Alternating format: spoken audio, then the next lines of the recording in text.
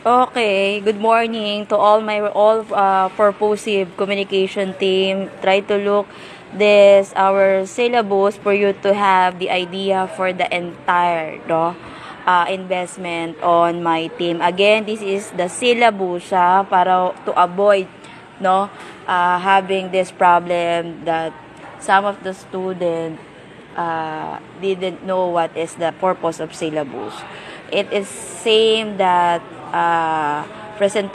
video presentation on my uh, reporters using my book.